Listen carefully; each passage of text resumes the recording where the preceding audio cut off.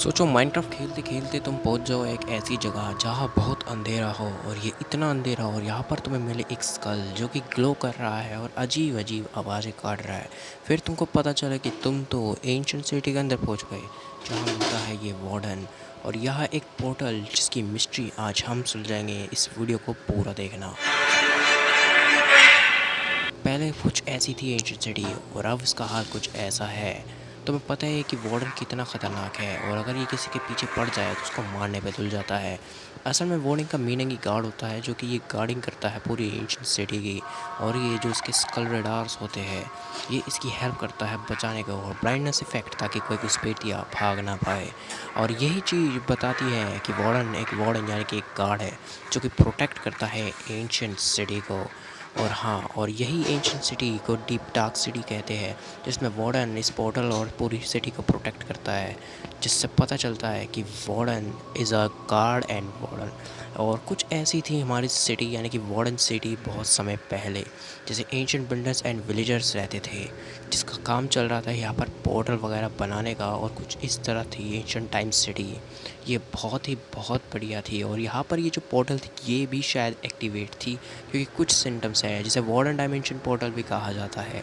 और यही बात है कि आज कुछ ऐसा हाल है और आज हम इसी बात का पर्दाफाश करने आए हैं। और इन्होंने बनाया है भाई साहब, एंशिएंट बिल्डर्स और विलेजर्स ने इस पोर्टल का बनाया है और यहाँ कुछ इस तरह का से पोर्टल एक्टिवेट हुई थी। तो पता ही है, अब जैसे तुम्हें पता है कि एंशिएंट बिल्डर्स ने एक न्यू डायमेंशन की खोज करी थी, तो अब इनका वक्त था कि ये इसके अंदर चले जाए। और वक्त आ चुका था कि ये इसके अंदर घुस जाए। ये इसके अंदर चले गए और जाने के बाद इनकी कुछ एंशिएंट सिटी का ये हाल हुआ। वायरस पूरी तरह से फैल चुका होता है। जो अपना गार्ड वार्डन होता है वो भी अब इफ़ेक्टेड हो चुका होता है। एंशिएंट बिल्डर घुस जाते हैं पोर्टल के अंदर और उसने देखा कि यहाँ पर काफ़ी सारे स्कल रेडार पड़े होते हैं।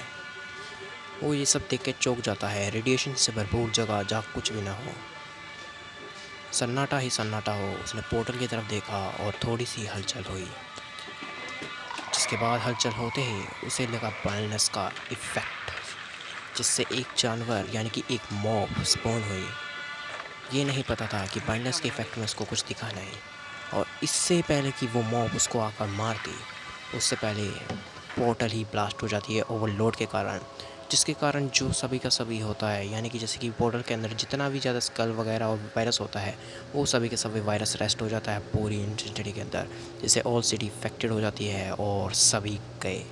जिससे स्कल स्ट्रीकर जो कि फैल चुका होता है, स्कल वैन वो भी फैल चुका होता है, जिसके कारण जो वार्डन एक गार्ड होता है उसके ऊपर ये इफ़ेक्ट और वो ब्लाइंड हो जाता है, जिससे वो बन जाता है ईविल।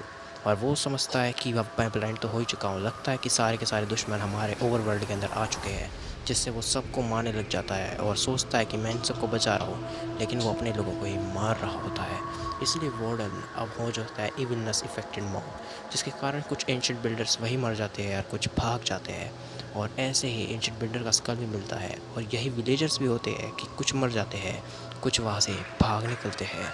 इससे कारण होता क्या आएगा इसकी, अभी जो हमारी एंशिएंट सिटी है वो एक अबेंडेंड सिटी हो चुकी है और वहाँ पर बिल्कुल भी ऐसा कुछ ऐसा नहीं जहाँ वह वापस जा सके। वो पूरी तरह से एक वायरस से रेस्ट हो चुकी होती है, फैल चुकी होती है, कर्ज सिटी हो चुकी होती है, जिससे वहाँ पर अब कोई जा नहीं सकता। और हाँ, मैं ये आपको एक बात बता दूँ, इस चैनल को सब्सक्राइब कर लो ऐसी मज़ेदार वीडियो के लिए। वीडियो का दी एंड हो चुका है।